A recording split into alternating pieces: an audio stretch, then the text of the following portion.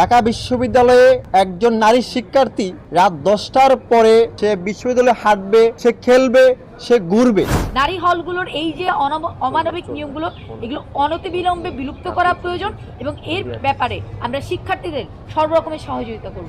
নারীদেরকে আটকে রাখবে, 26 সালে এসে নারীদেরকে খাঁচার ভিতরে বন্দি করে রাখবে, কিন্তু এটা তো একটা ধর্মীয় শিক্ষা প্রতিষ্ঠান নয়, এটা তো একটা বিশ্ববিদ্যালয়। আমরা বলবো আমাদের নারী শিক্ষার্থীরা যে দাবিগুলো নিয়ে এসেছে যে আমাদের মেইন গেটের সময়সীমা বৃদ্ধি করা। আমরা জানি ঢাকা বিশ্ববিদ্যালয় একটা কালচারাল হাব, এখানে অনেক প্রোগ্রাম হয়, অনেক সভা সমাবেশ সেমিনার হয়, কিন্তু আমরা নারী শিক্ষার্থীরা কিন্তু সেগুলোতে অংশগ্রহণ করতে পারি না। আমরা জানি ঢাকা বিশ্ববিদ্যালয়ে কোনো কালচারাল প্রোগ্রাম হলে যে প্রধান যে আয়োজনগুলো সেগুলো কিন্তু শুরু হতে 10টা পার হয়ে যায়, কিন্তু আমাদেরকে কিন্তু ওই প্রোগ্রামগুলোকে অ্যাটেন্ড না করে হলে ফিরে যেতে হয়। কারণ আমি যদি আমার নির্দিষ্ট টাইম অতিক্রম করে আমাকে হলে ফিরতে দেওয়া হবে না, হলের ভিতরে ঢুকতে দেওয়া হবে না। আমার কথা হচ্ছে একটা নারী শিক্ষার্থী তার যে কোনো কারণে দেরি হতে পারে, কিন্তু তার যদি বৈধ আইডি কার্ড থাকে তাকে আপনি হলের বাইরে দাঁড় করে রেখে আপনি তাকে কিসের নিরাপত্তা দিচ্ছেন? তার অধিকার যে তাকে আপনি ঢুকতে দেবেন, তার আইডি কার্ড থাকলে, তার বৈধ পরিচয় থাকলে তাকে আপনার ঢুকতে দিতে হবে, এটা ওই নারী শিক্ষার্থীর অধিকার।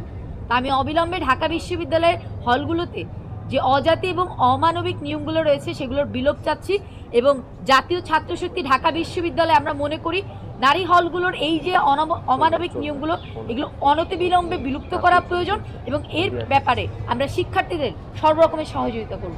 তা আমার মনে হয় ঢাকা বিশ্ববিদ্যালয় প্রশাসন সেই কেন্দ্রীয় জেলখানা থেকে সেই নিয়মগুলো দাঁড় করে এনে তারা তাদের যে ব্যর্থতা তারা সেটা ডেকে রাখছেন।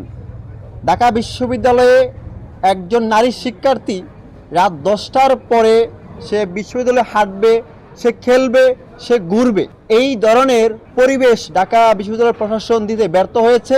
তারা ব্যর্থ প্রশাসন, আমাদের নারী শিক্ষার্থীদেরকে সেই নিরাপত্তা দিতে তারা ব্যর্থ এবং সেখানে তারা রাত 10টার পরে তারা নাক ডেকে তারা তো ঘুমাতে পারে, সেজন্য তারা এই নিয়মে আমাদের মেয়েগুলোকে আবদ্ধ রেখে তারা রাতে 10টার পর তারা ঘুমিয়ে পড়ে।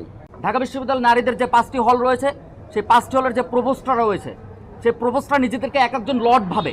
তারা ভাবে যে তারা মানে এটাকে আপনি কি বলবেন, যে সরকারি কর্মচারীরা যেভাবে লাঞ্চের পরে আসেন কিংবা তাদের যে মানে দায়িত্ব জ্ঞানহীন একটা অবস্থা, যে একটা চেয়ারে বসে আছে কিন্তু সেই চেয়ারটার দায়িত্বটা কি, ন্যূনতম সেন্স এইটুকু এই মানুষদের নাই, এই প্রভোস্টদের নাই। তাদের কাছে আপনি যখনই এই দাবি নিয়ে যাবেন তারা আপনাকে নিরাপত্তাহীনতার অজুহাত দেবে।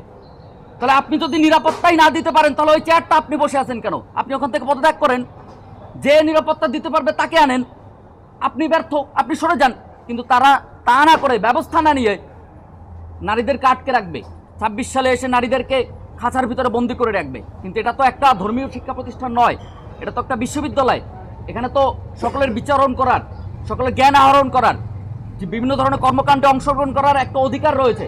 আপনি 10টা বাজে তাকে আটকে দিলেন, তারপর তার সেই অধিকারটা তো ক্ষুণ্ণ হয়ে গেল, তাহলে এই অধিকার কে দেবে তাকে?